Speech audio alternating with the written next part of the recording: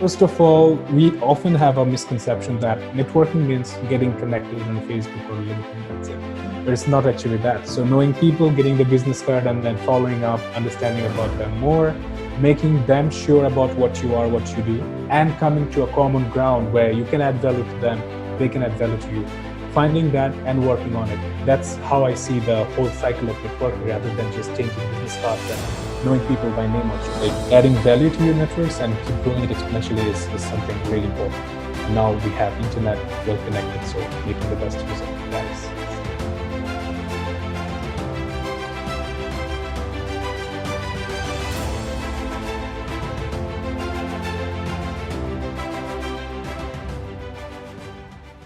Hi Shadman, how are you doing?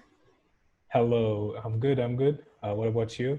I'm great, thank you. How's the lockdown treating you? The lockdown has been like a nightmare, especially for the first month. So I was kind of struggling to understand how to cope up with it, both mentally in terms of work and physically as well. After that, now I think I'm kind of getting into that comfort zone of understanding how to function properly, continue the works, take care of the health, mental health as well. So I would say it's fine. I have somehow accepted it, and now that's what we are doing, like staying at home and getting works done. So yeah. Right, even for me, like when it first began, I was very unproductive for the first couple of weeks, and then I realized it is going to stay, so I better get into the work zone and Exactly. get going. Exactly. For me, I was kind of struggling to understand. For me, I have been at home since 16th of March. So I thought, okay, it might be a month or a couple of weeks. But then when I saw it's like getting extended and getting worse, so I was like, what can I do within this time? And, so that kind of gave me the space to think about a couple of things I did, which I could have done better, some of the skills I didn't achieve, some of the knowledge I didn't, gather. So just trying to focus on that. Good thing is getting some, like in the recent years, I have got the longest time to spend time with my family in Dhaka right now. Right. So trying to make the best out of it, and also trying to get my routine in. I believe many people are also facing this struggle with the sleeping schedule, Right, right, right. and we're often messing it up. So I'm trying to make sure that, okay, these things are fine, and I'm just trying to function properly. That's it. No, big ambition. Just being normal is the aim for now. Right. So I usually start with this question because I when I ask this question, I expect some interesting stories from the childhood. So I'll just start with Uh-huh. that. Can you tell us about your childhood and your school life and your childhood ambition? I was born and brought up in a city called Naranganj. It's an hour drive from Dhaka. So the city is very interesting. It's very closely knit, more like a family. So in the city center, we pretty much knew each other very well. It's like a very typical small town life, pretty laid back, but very well connected. And my childhood has been in an area which is very multicultural, I would say. So people from all across the country were there, and also from different religious and cultural backgrounds. That was a very good harmony within the Muslim and the Hindu communities and other communities together. So it was a very, I'd say, a very ideal childhood in that sense. I studied there in my school, and I did my college from a college in Dhaka called Notre Dame College. It's part of the greater Notre Dame colleges and universities across the world. So still, I was based in my city. So I was there until 2014's August. So I was born and brought up and kind of passed a big part of my life in the city of Naranganj. Interesting thing is that, like, while I was there, I always knew that, okay, I gotta do a lot better, and expand my works and my knowledge out of my city. And then Dhaka seemed to be a very fast city to me at the time, and my aim was, okay, how can I move to Dhaka and cope up with the fast pace of the city and the people. They're pretty smart, they're very good at communication, good at networking and all these things. So how can I do that? So I can say that from a very early age this was in my mind. And then how can I use that to expand my networks abroad? Because living in that city, I saw that, okay, many of my relatives are going global, doing stuffs globally. So how can I do that? In terms of education, I would say I was not a very good student. I was more of a student who did a bit of everything, you know, bunking classes to doing good in some of the exams. And also, I was like a full-time backbencher throughout my whole life. Like I have been, like my teachers have complained my parents for being talkative and being a backbencher throughout my whole life. I did my two schools. One was primary and one was from 6 and onwards. So both of the teachers schools had this complaint about me. And for me, I have been, since my very childhood, I have mixed with all sort of people. I believe that has been a big blessing for me. So no matter so-called what social strata they come from, what background and so on, I don't care, because being a child, I used to spend my weekends in my grandparents' house, which is in the city, but in a more, I would say, relatively less developed part of the city, more of a village area. So there we used to have a lot of, you know, it's a very typical South Asian village kind of setting.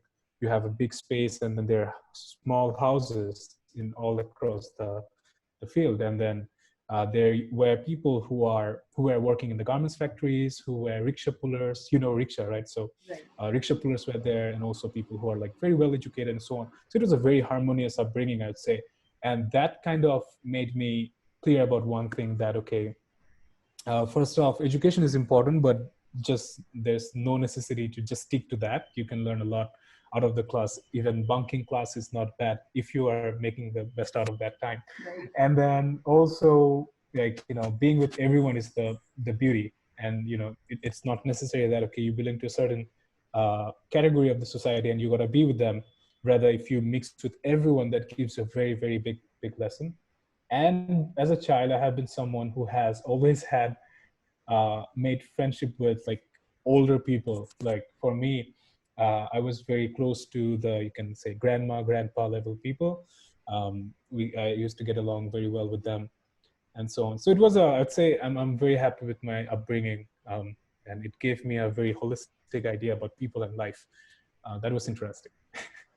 So, how was college life for you? And but in particular, what were your expectations from the college degree? Oh, so for me, I'm really blessed that I could study at Notre Dame College, because it's the number one college in the whole country. And again, it's a very good melting pot for people all across the country, and even more diverse backgrounds, because it's a Christian missionary college. And there are people who are, you know, Muslim, Hindu, Christian, Buddhist, Sikhs, and we all are here together and from different walks of life, right? And for me, the most exciting part was, yes, I got into the best college. It's a good, you know, opportunity for me. Another expectation was, okay, I want to expand my learning and network, even in a much broader scale. And also, I wanted to structureize my knowledge, because obviously, being the best college in the country, some of the best teachers, we also call them fathers, taught there, and they had a very good way of teaching. You know, so I expected myself to be a more, you know, better student in an academic way, which kind of happened because of the rigorous process we had to go through of education. And it was a good learning. I got into some extracurricular activities which I was not into previously.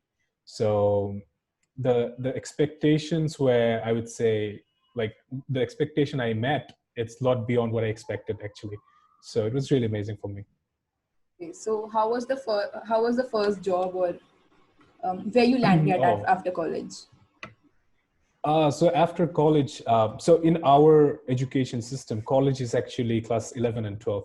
Okay. So after 11 and 12, we got to get into the university, right? So university is 4 year. So while doing like studying in the college, I decided to, you know, prepare after my 12th to get into the universities. So I set for only one exam. It was for University of Dhaka. It's again the toughest university to get in and the number one university in the country. And I made it. So after that, I got into, so I was in business background. My school life, I was in business, college in business, and university, I got into social science.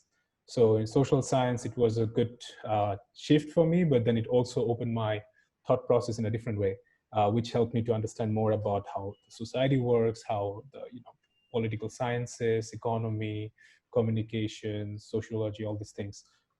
work, and that gave me a new dimension of my thought process. So it was good. Like getting to the university, it gave me a good opportunity to get connected to more people. Very nice campus, more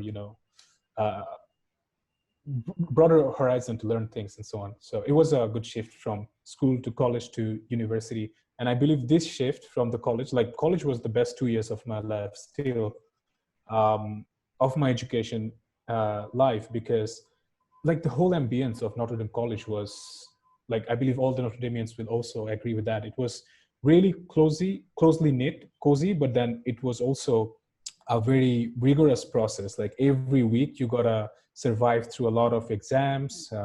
We were into extracurricular activities, games and all. So there was excitement every day that new match is coming, cricket, football, or table tennis and all these things. So it was a very good, nice ambience.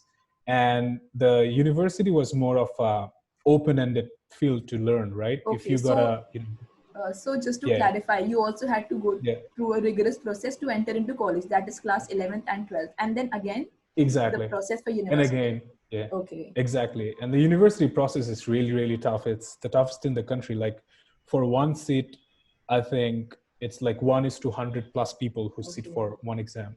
So the competition is really crazy. So 1,000 people get selected, say, and then maybe 100,000 people sit for the exams and so on. So my position was, I think, 257, and I could choose some of the subjects. So I went for communications. So my major was in communications and media. It was in satellite communications and media. Okay. So my purpose was to see how I can tap into this field of communication, because I kind of thought that communication is something which you can align with any field, whether it's corporate, it's say, public sector, it's in development sector, whatever. So I went for that. So it was a shift on like three of the institutes: school, college, and the university. Okay, so it's like here we have school till class 12. So it's nursery to class 12, we call it school.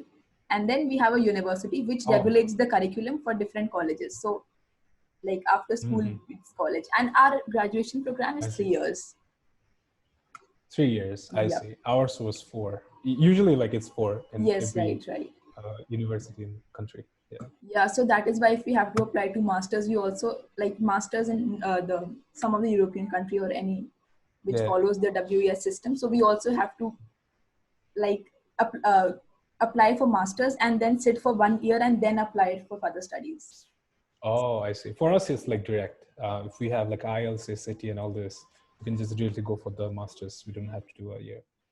Yeah, I believe like our system is pretty much like very hardcore British system of studies. I believe. I'm not right, sure. right, right. Yeah. So like I was asking about your first job, where did you land at after graduating? Oh, so I didn't actually wait for graduation. So after my first year, I kept looking for different opportunities. I believe by the end of my second year, I got into a social business incubator in the country. Okay. So it's a big social enterprise called DNet. They work in a lot of projects with the government and other sectors. And they had a particular venture platform for incubating social businesses called Junction Ventures. So I got into that as an associate. So I was doing my classes, and I was also, doing this job at the same time. So it was a bit of struggle to maintain the balance, but then I somehow got through it. So it was the first job, and I was taking lead of a project called BYEF, Bangladesh Youth Entrepreneurship Forum. So the idea was, how can we use this incubator to expand entrepreneurship in some of the major universities of the country, so that the culture grows from the university and people get support. If they have any idea, they can get support from this incubator and grow their business and so on. So that was the first thing I was doing as a, you can say, a formal job. So So was that's where like I grew this interest in incubation and social okay. business, and working with the ecosystem of entrepreneurship. Before that, I kind of thought that, okay, maybe I will start something on my own, a startup or so on. But when I saw that, okay, if I work for the ecosystem, growing the ecosystem, it will help thousands of the startups to get a better ambience to grow from, right? So it's more of working in the field and the roots of growing startups. So that's where I fell in love with the ecosystem building stuffs, and ever since I've been working in similar works. Okay. So can you also tell us about the Future City Summit Limited and the Yeah. goals and where do you see it in the next 10 or 5 years? Yeah. So recently we named Future City Summit as Good City Foundation. So Okay. Good City Foundation is the whole organization. And under that, we have a couple of initiatives. Future City Summit is one of them. Okay. One is PPP by Youth, or Public-Private Partnership by Youth. One is a venture platform, an in-house venture platform to facilitate different startups. And also we are branching out to other initiatives. We recently also started a media series come think tank called The City and the Cities, especially during the COVID, to learn about how different cities are coping up and coming up with innovation to tackle this issue, and also many other problems the cities are already facing. So there are many wings, and then the overall organization's main purpose is to learn the opportunities and the problems in different emerging cities across the world. And through that, how can we work together with the public and private sector, learn about the necessities there, and help the growth of the cities. So our purpose is to facilitate the ecosystem, the government, and the overall growth of the city in different emerging parts of the world, through programs and events, capacity building and advisory, impact investment, and so on. So so far, if you see the structure of the organization, PPP by Youth is the development program we do in every emerging city of the world. This program focuses on finding the opportunities in the cities, the problems, and then we launch a program, more of a dialogue in that city. We bring in people from the private and public sector, uh, see the way we can collaborate, create collaboration between them, and so on. And we also choose some of the potential startups from each of the cities. And then we take these startups for further facilitation through the in-house venture platform. So this is the model we have been working on. And just in from 2019 Jan to 2020 Jan, we have done this same program in Bali, in Bangkok, in Manila, in again in Bali, in Yogyakarta and Bandung. And through that, we have taped into a couple of successful startups and potential startups in edutech, in fintech, in health tech, in sustainable architecture, food tech, and so on. And the annual summit, called Future City Summit right now, is the annual meetup we have every year in Hong Kong and a city in China. So the world and startup dialogue on different global issues across development and entrepreneurship, keeping Hong Kong and the Greater Bay Area as a center of discussion and hub of networks. And so the vision of ours is to facilitate as many emerging cities as possible. So we believe in city to city development. If you go for country to country development, it's a very big, process. It takes a lot of bureaucracy and takes time. But then we saw that in 2020, and like in this era, each and every cities have become pretty empowered in the emerging world. And how can we facilitate these cities and create collaboration within the cities, which will make the process of development faster? So it's more of, you can say, Jakarta collaborating with Delhi rather than Indonesia collaborating with India, and then maybe say Kolkata collaborating with Karachi with Dhaka, and so on. So how can we empower the young people, bring the local government agenda forward, and see how we can cross connect networks and resources for development within the cities, rather than going for a very rigorous and slow process of nation to nation collaboration and so on. So the way I see is that changing, or putting our positive impact in more other cities. Initially successfully, we have done it in pretty much all of the major cities in Southeast Asia, but then how can we tape into South Asia, Africa, and so on? Like, how can we move forward to other cities? And we're working on more in the knowledge level. So we're coming up with a very clear handbook or playbook for implementation of public-private partnership in a very city level. And then we are working on different knowledge platforms. In the long run, we'll be launching that to um, spread the knowledge of PPP among the young people in some of the very well-developed countries, and make the young people interested in it. So a lot of things going on, and for now we are going through a lot of administrative process as well. As you can see, like within just 1 year of 2019, we have done a lot of works, and we are like summing up these things, consolidating some of the resources and networks. So that's what we are doing for now. And for 2020, I would say it's pretty much online. I don't see us doing any physical work, but we are, as I was saying, that we are running the city and the city's podcast series, tipping into markets like recently in Palestine, soon in Nepal, India, Pakistan, Philippines, and so on, to raise dialogues and to talk about innovation rather than complaining how cities are failing. But then young change makers are doing a lot of steps. Why don't we talk about that? So we are Right. focusing on that as well. Okay, so talking about incubating startups, how do you think the entrepreneurial scene has changed over a couple of years? Like keeping in mind the sustainability, ease of doing business, getting finances, and all that. How do I see? I sorry missed the initial part of the question. Yeah, keeping it. How has the entrepreneurial setup changed over the past couple of years? Keeping in mind the sustainability, ease of doing business, and getting finances. Mhm. I see. The way I see is that it has changed in a positive way because I believe in a very initial level, when startup and entrepreneurship, all these things were quite a new and a buzzword. People were thinking that okay, tech startups are the startups, and if you are doing something like really futuristic, that's cool. And you know, the idea was very Silicon Valley level thought. But then, if I think about entrepreneurship, it's a lot beyond startup. It's a lot beyond some really high tech futuristic stuffs, which is more about understanding each city and country's nature, their necessity, and coming up with solution by the entrepreneurs, which is going to help the city to get through the problem while making other empowered through employment and making money through a business model and so on. That change has brought us and the young people these days to think about things like sustainability, think about environment, think about social impact of each of these initiatives. Right. And if I think from a South Asian point of view, South Asia's economy has been, and in the long run will also be, fostered and facilitated by SMEs and MSMEs, a very small level, village level, small town level, small businesses, which are not startup in that sense. The people who run this business maybe are not called entrepreneurs in that sense, but I see that these are the actual people who are changing the economy and holding the economy. And good thing is young people these days are understanding that. And suppose this organization, you are focusing on facilitating women entrepreneurs from the grassroots levels of India. These days, the horizon has expanded even broader than women. Also, men who are in need are being facilitated by organization.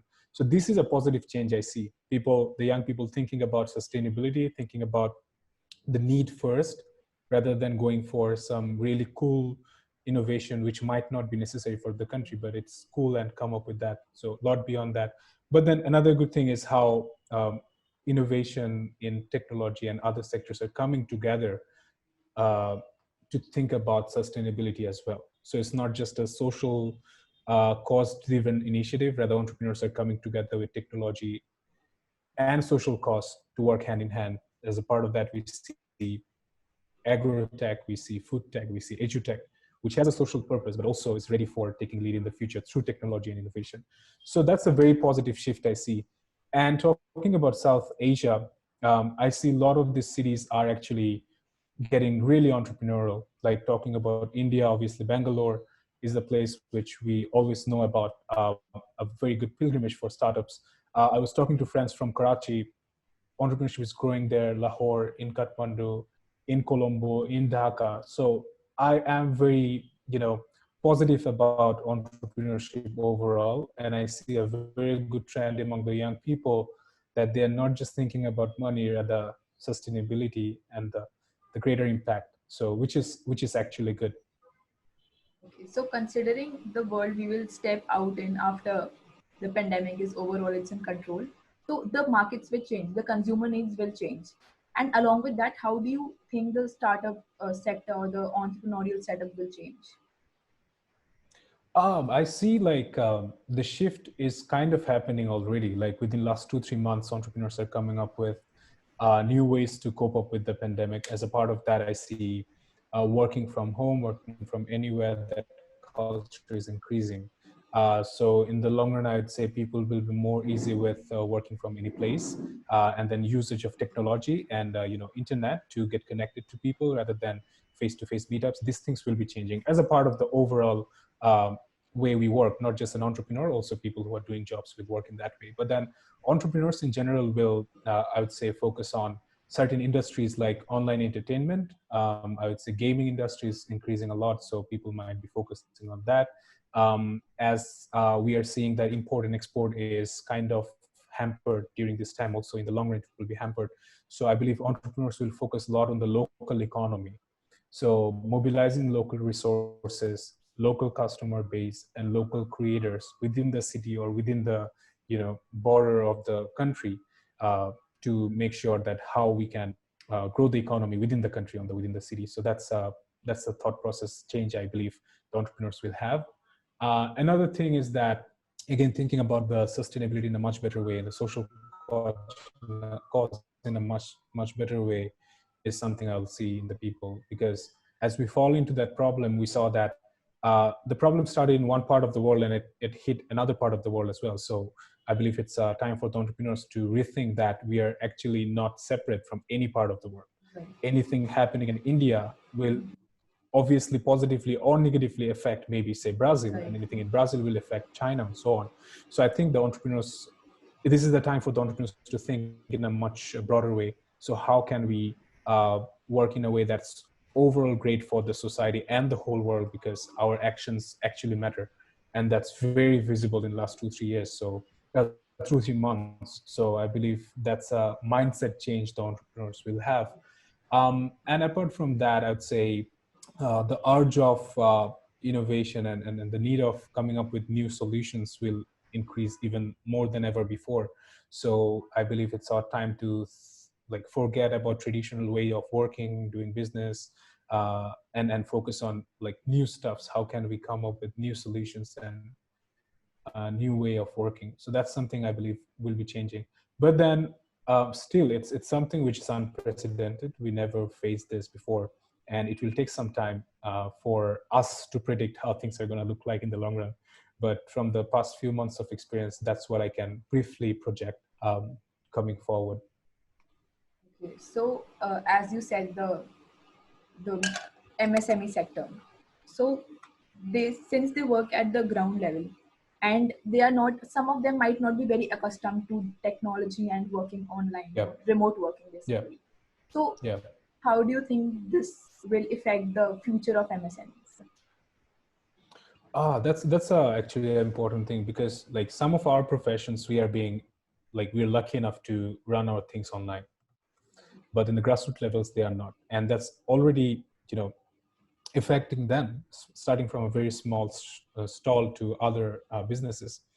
I believe that's where we have a good ground for public-private collaboration. So the government should come up with different stimulus packages to help out the small businesses in a financial way, and then entrepreneurs in the private sector who have easy solution. Like technological solution is not always complex; it's also very easy.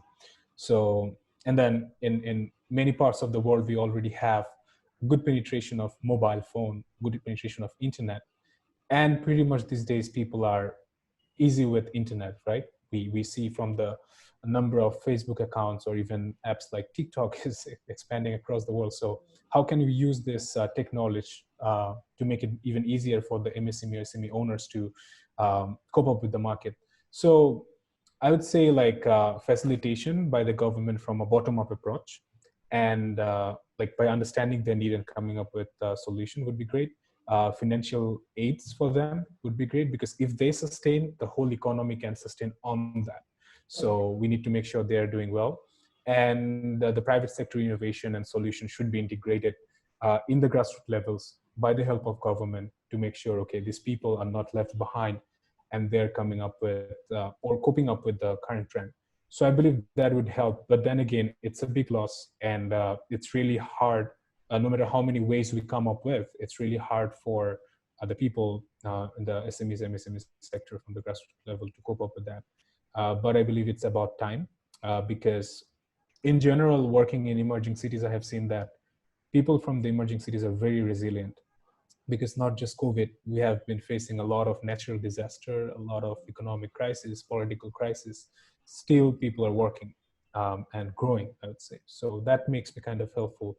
But we really, really need good policy and good plan to make that happen. Otherwise, it's not gonna be that easy. So, can you also elaborate to the listeners about what is impact investing? So investment has been, investing on businesses which give you monetary return. So Okay. conventional investors will see that, okay, you run a business which has a high rate of profit. I invest on your business and it will give me a good amount of profit. Right. That's how investment has been. But then impact investment or impact investors look at businesses which have impact as an outcome, not just profit, right? It has a positive Okay. change in the society and a positive impact. So these investors really care about that, and they will definitely go for businesses which have a social impact or social value in it, not just making money. Definitely that will be a business model making money, but then the outcome is a lot beyond money. It's beyond it's also in a good cause and a good impact. So that's how we can briefly share about impact investment. But that's, again, it has a lot of sub branches and a lot of complex details. But briefly, that's how we can define it. Okay. So, keeping in mind the current situation, and so how do you think how far have we reached with the sustainable development goals, and what wave do we have to plan? The sustainable development goals, like, it's quite unfortunate that, like, it was announced back in 2015 Right. during that time, and already in 2020 we are facing such a big problem. Before that, we were like, it's a very holistic thing to say, like, different countries have their different approach and different progress in reaching the SDGs. But whatever the results has been, I believe we have gone a bit backwards due to this pandemic. But then SDGs are the guidelines which we can follow, again, to rebuild the economy and to build the country. So zero poverty, zero net carbon emissions, zero um, unemployment. These are some of the zeros mentioned by a World of 3.0 book by Professor Yunus, which again hit to the other SDGs we have, like the goals. So I believe, like, it's our time to take care about the SDGs even more and think about, talking about impact. We should keep the SDGs as a guideline to follow. So if I got your question right, it would be like our time to focus again to the SDGs. Uh, I'm not sure how each countries are doing. Definitely, again, it varies from country to country, but it's time to see. Okay, 2020 was bad, but then until 2030, we have a good time to achieve the goals, and see how we can work on it. So I believe the entrepreneurs, the governments, and every single person should care of that uh, in whatever we do in our life. So thinking about impact would be really good in a SDG centric way. So that's what I would expect. Okay. So, coming back to entrepreneurship, like not just entrepreneurs, but anyone starting a business, the fear they have is the fear of failure. So, how do you overcome that? It's continuous. Like, the process is so tough, and it's more like a loop. So sometimes you get through some problems, and then you think that, okay, the journey is going to be smooth, and then again you come up with you face another problem, and it's again shattering some of your dreams. And the risk is there, financial risk, risk of your uh, networks and your time and everything. You never know which is going to work. And especially, like, from our point of view, the team has been working really hard in 2019 to achieve certain goals in 2020, and then the beginning of 2020 the pandemic happened. So again, it was out of our control, but we fell into the risk. So risk is a continuous process, I would say. And for us entrepreneurs, who want to come into anything challenging, I would say they should focus on the end goal and the fruit, I would say, because the result is always very nice. It's always very satisfying. And once we achieve the goal, the risk seems to be worth it. So people who are going through different risks, different crises right now, I'd say to focus on the brighter side, that once all these things end, there will be a better thing to achieve. And I would say it's people who get into different careers, just forget about entrepreneurship, a very unconventional career, they definitely have a different level of satisfaction. They take a lot of risks. They face a lot of, that's a lot beyond the risks we have been taking. So I'd say focusing on the end goal would give us the courage. And most importantly, right now in 2020, we are all in this problem. So it's not a single problem or one person's risk. It's everyone is in this race. So we gotta be mentally very resilient for that. And then obviously other entrepreneurs, other people who are facing this problem, we should often talk to them and learn how they're coping up with it, and come up with a solution would be the process, rather than just drowning into the fear of failing. That's not gonna get us anywhere. Okay, so what were the obstacles you faced in terms of personal and professional life when you started? So personally, like overall, I have faced a lot of problems. So conventionally, if you think from, you can totally relate with that. A South Asian person finishing the graduation, they're expected to be a doctor, engineer, or lawyer, Right. or a conventional, get into a conventional job or a bank job and so on. So 9 to 5 is considered to be a very safe thing for the fresh graduates and also for the parents, right? So for me, first of all, I broke that stereotype and I had to get into a profession which doesn't have a set time or a work field or an office or something like that. You got to work from any place, anytime, 24/7. So that's a mind shift I had to go through, and to make sure my parents and the people around me are fine with that. That was one struggle. Secondly is young people working in private run development organizations globally at an early age is quite a new thing in my surroundings. So I had to kind of make sure that people are understand. Still, like it's a very complex work. Often people fail to understand, but which is fine. Uh, so that's one thing I had to make sure that I'm not going to get bothered by that. Third, I'd say, having not having a very strong passport while working internationally is a big problem. Right. So traveling and getting visa for most of the countries many times, every now and then, it's a whole lot of work, and it's a very rigorous process. So it kind of hampered a big part of my journey, I would say.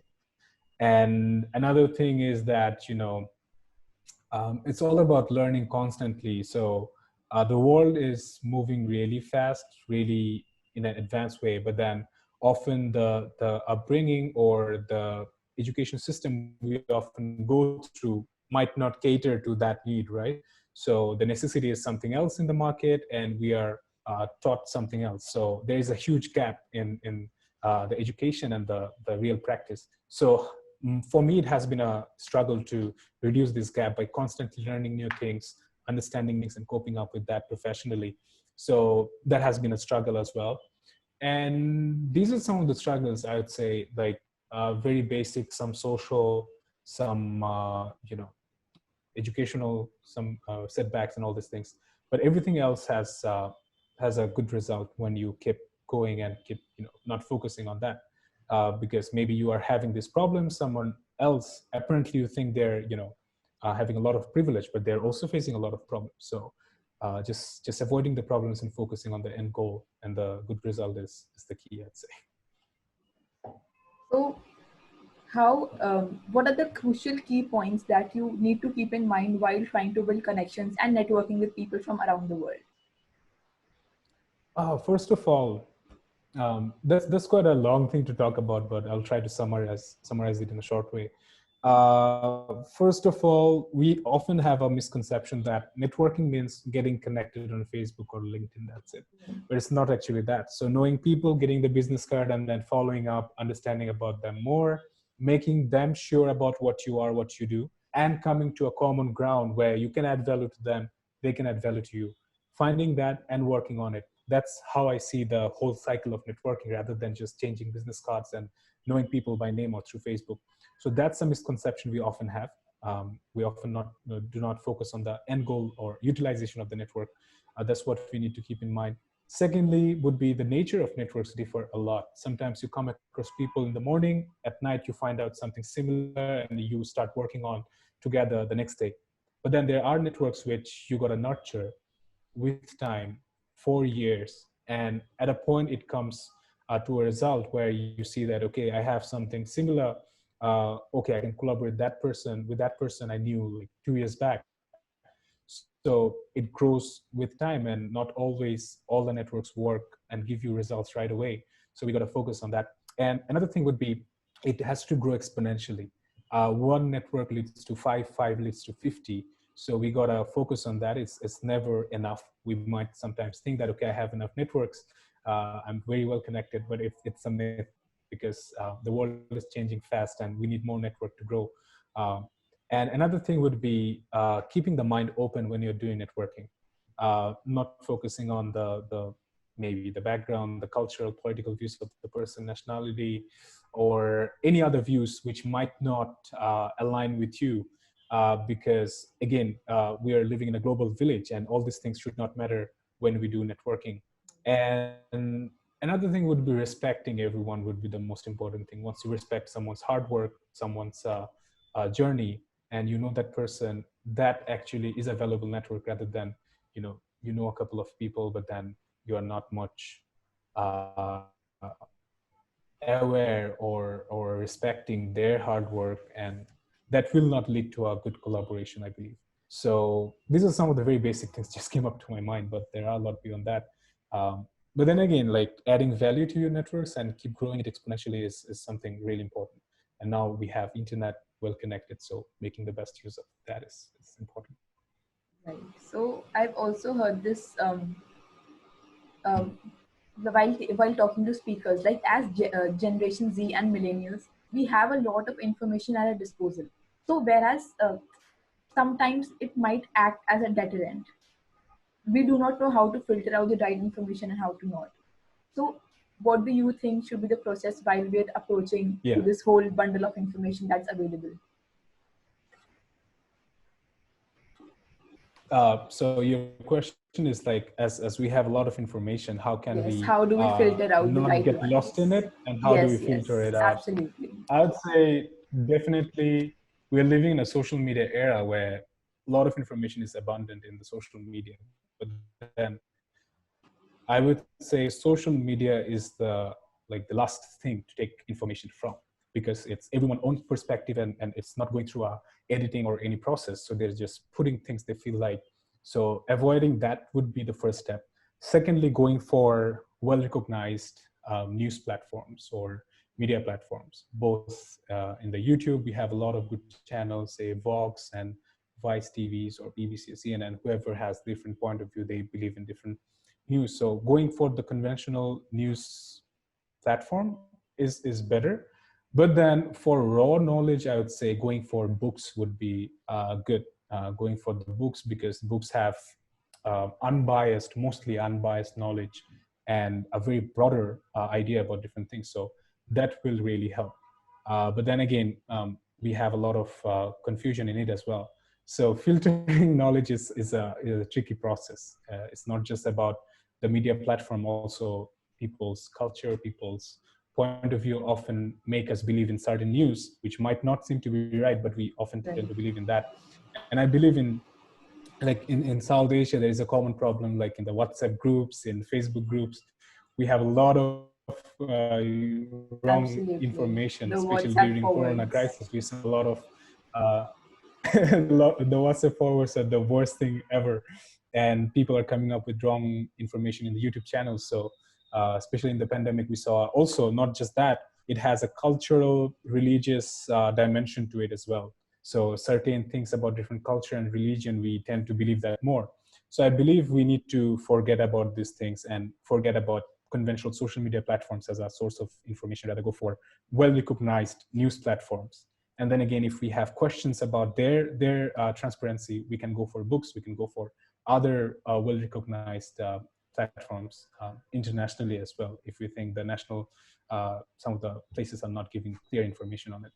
And getting multiple perspectives is really important. So let's say if you read about COVID-19 in India, not just read this in one platform, rather go for like 5 to 6 national international platforms and see how different perspectives are working. I believe that will give a clear idea. So sometimes a lot of information might not be confusing, rather it might give you a space to double check what you know, and see from different point of views would be really good. So, one last thing to conclude with. What is your message to all Yeah. the students who are basically struggling in these times to find the right path for themselves? Definitely, I would say right path is always a myth. No matter if we are living in a normal days, still students will be confused, like what am I gonna do with my life and so on. So for that, I would say confusion is fine, but then try to utilize the time by like I believe if you wanna build yourself academically, there are a lot of free courses in Udemy in a lot of online platforms, so we can get into that. But then if I think about, okay, we are doing studies but still we are confused about the future, what we are going to do. A lot of jobs are cut, the government are facing resource crisis, and we don't know the work field when it's going to get normal. Right. In that case, we got to think about what are the necessary or upcoming opportunities and jobs in the future. um, you know that's what we need to understand and build ourselves for that, get ourselves ready for that. And for the students, I would suggest please study beyond your syllabus. It's just a small portion of knowledge from some selected books, which millions of other students like you are also reading. Rather go for information on YouTube, on new books, and keep studying on that. And always try to make the best out of your opportunity, not just i I have to get a job which pays me a lot, or I have to do this and that. Rather give your best, and it will definitely lead to the best possible way for you. So like I was watching a video of one of my most favorite actors, Hrithik Roshan, and in the video he was saying that I always, when I talk to my children, I never ask if you are first, second, or third, or even last. I ask, have you given your best, and have you burned the last ounce of your energy, or the last drop of your sweat on this? If yes, then it's going to lead you somewhere. Because like he was sharing that the interesting part about life is that it never leads to a goal. There's no end, there's no finishing, there's no satisfaction. Rather, enjoying the whole journey is what makes the good results. So I would say for the students right now, just try to make the best out of your time. Rather than surfing on the internet, we should focus on learning new things on the internet. Not just watching videos randomly, rather trying to understand, this week I want to learn 5 things about 5 new topics, and then work on that and try to find that in a week what have I learned.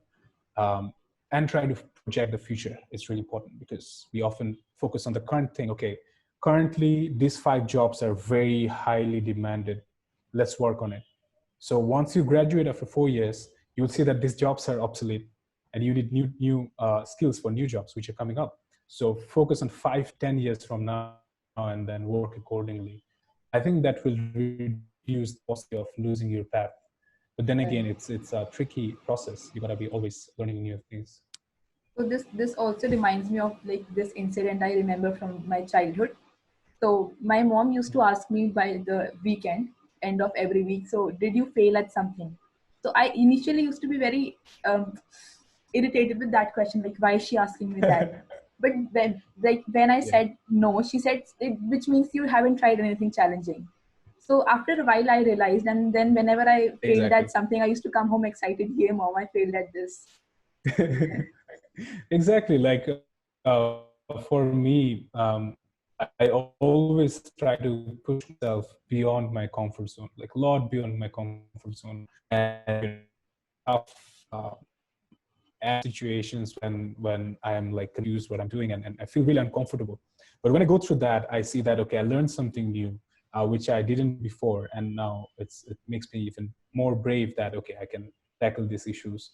And trying to be the best at whatever we do. Like like my father used to say always that when you study, try to be the nerdiest person. When you play, make sure that you are doing better than other people in the field. So whatever you do, try to do the best, even if you are being a funny person, be in a way that really makes other people feel good, feel light, and so on. So that's really important. And failing is a must. Like, we often have this thing that, okay, we don't always mention about failure, or we often don't tend to say that, oh, I don't know this, I failed about this. Like, for me personally, I'm not an investment person, I'm not a finance person. If you talk about impact investment, if you talk about finance development, finance and all these things, there are other people who can give a very good idea about that.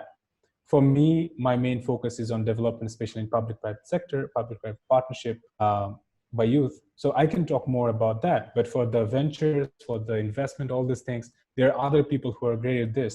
So there's no harm in saying that I don't know this well. I briefly know about this, but that person might know more. So Right. why don't I refer you to that person? So that will actually give you a clear idea, and it will increase your respect towards me, that, okay, Shadman doesn't know this. He agreed, and then he introduced me to a more knowledgeable person.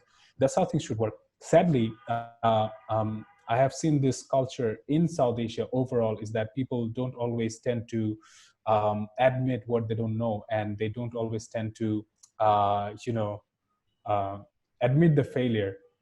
Always like, okay, no, I know this, it's okay, it's going to work like this. So I have seen it, I'm not sure, but it's also in other parts of the world. I believe this culture is really bad. I myself consider myself as the biggest failure ever, and I know a lot of things I failed in, and I know how less I know. So that makes me wake up every morning that, oh shit, I don't know a lot of things, so I gotta keep learning. So I'm not a specialist in anything, I'm not a pro at anything, I'm just a person who is trying to learn, and who is okay with failing a lot of times and getting humiliated at its worst. I'm fine with that. So it really translates to acceptance and the continuous growth. Exactly. I accept all the weakness I have. I accept all the failures I have made. I accept all the things I don't know. But then I can definitely say that I will give my best to overcome all this. That's it. And it will keep going for maybe next 50 years if I leave, 60 years if I leave. I'll go through the process. I'll never say that I'm great at this, I know everything about it. It's never possible in a human life. We are not made like that. We are really imperfect as a creature, as a being. Right. So thank you so much. Thank you for the time, and I wish you all the best for your future initiatives. Wish you all the best. Thank you so much. And I'm really happy that at a very early age, you are getting into this works. You are from the first year of the university. I can kind of see the passion you have. Also, it was in me that how can I do a lot beyond the classes? I believe you are doing something very different from the other students of your batch, maybe, not just studying, talking to people, running the organization. So good luck for you as well. Thank I you. believe Thank you you so will much. continue your work even after the internship. And take care, all the best, and hope Yeah. to see you Thank soon. you. Thank you. Goodbye. Bye.